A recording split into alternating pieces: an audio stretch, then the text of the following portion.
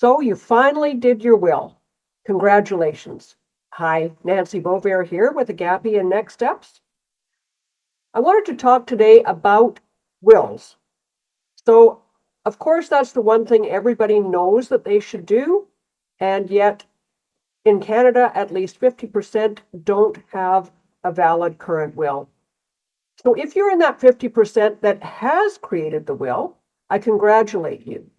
However, I'm going to tell you today about what is missing from your will.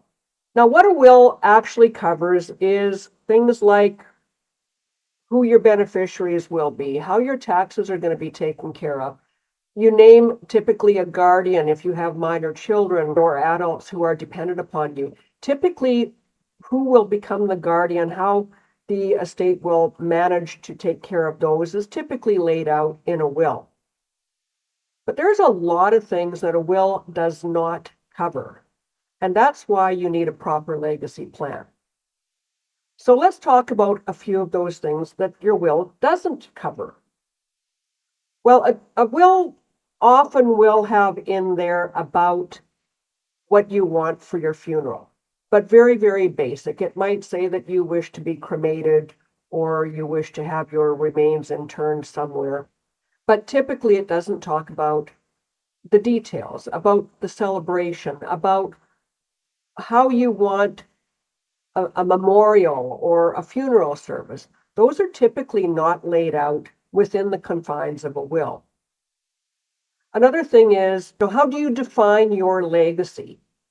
A lot of times when people are talking about legacy planning, they stay focused on leaving a legacy in that they are leaving money or objects to their beneficiaries, to the loved ones that they leave behind.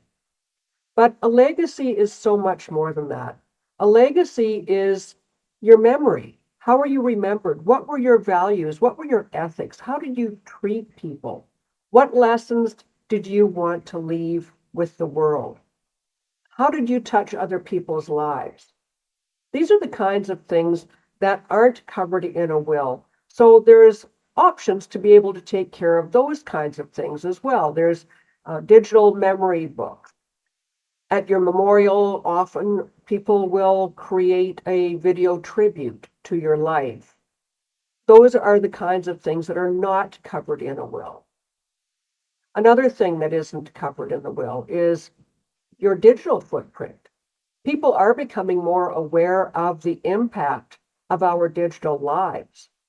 We have so many apps, so many accounts that rely on a digital footprint. We do online banking, we pay our bills online. They even want you to have an app for McDonald's or Tim Hortons. Those all require a password. Those all require somebody to be able to go in and remove those accounts and protect any kind of identity theft going forward after you pass away. Another thing that people are starting to think more and more about are their pets. Those typically, they might be mentioned in the will that so and so gets Rover, but how is Rover taken care of? I did a video not that long ago about how you deal with your pets. Now, if you leave Rover to somebody who can't afford Rover's care or doesn't even really maybe like Rover, what's going to happen? Well, Rover is probably going to be adopted out or taken to the SPCA, or something will happen. So you have to really plan for your pets as well. Make sure that the person who is going to be taking care of your pet after you pass away actually wants to take care of those pets. And make sure that they are planned for. Make sure that you have allocated resources within your estate so that the person who is now charged with the responsibility of those pets has the money for the food, has the money for the vet bills to take care of your pets as you would have wished them to be taken care of. There's also things like what happens if you become incapacitated, or what happens as you age if you lose capacity or you become ill or immobile. Those are things that are not covered in a will. Those are things that are covered in other parts of your lifestyle and legacy plan. So this seems like a good time for me to remind you all that I am a certified executor advisor and I specialize in creating legacy and lifestyle plans. I also specialize in assisting people with estate administration. Executors are so often overwhelmed. Most people only ever do that once, and there are so many details, take so much time. Having a helping hand is often not only helpful, but also really alleviates a lot of stress. As always, I have an article on my website that gives a little bit more detail about what your will is missing.